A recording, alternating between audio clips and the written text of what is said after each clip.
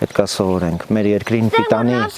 պիտանի լինելու համար սովորելն է շատ կարևոր։ Անկախ նրանից սպորտային քո հակումները,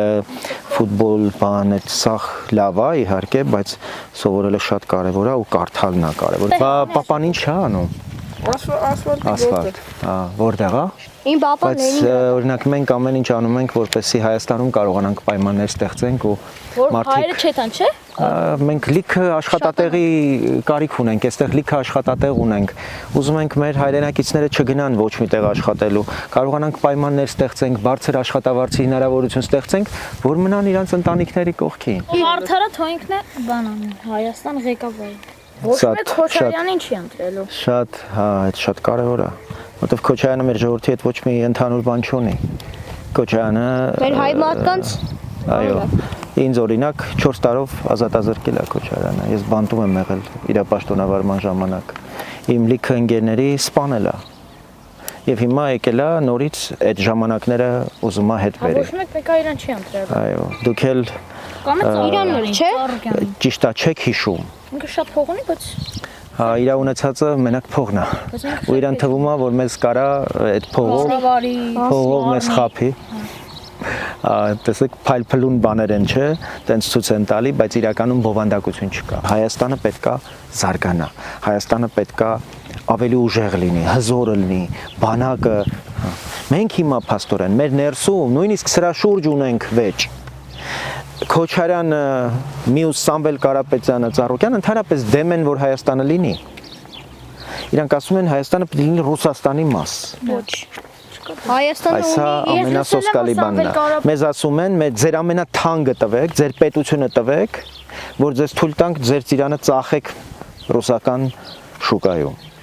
Մեզ ասում են, ձեր երեխուն տվեք, ձեր ծնողին տվեք, որ թույլ տանք, որ ձեր կոնյակը ծախեք մեր ռուսական շուկայում։ Այս սրա հետ մենք համաձայն չենք կարող լինենք։ Դուք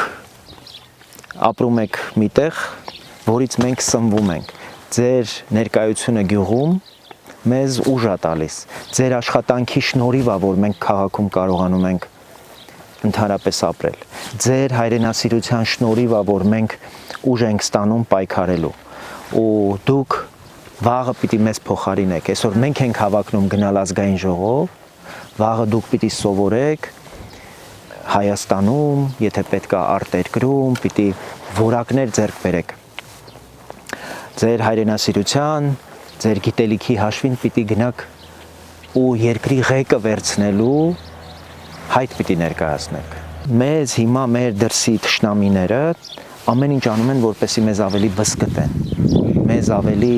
իրարից հեռացնեն, որտեվ բաժանիր որ տիրես։ Տեսեք, դուք հիմա ուժ եք, որտեվ իրար հետ եք։ Որ կիսվեք,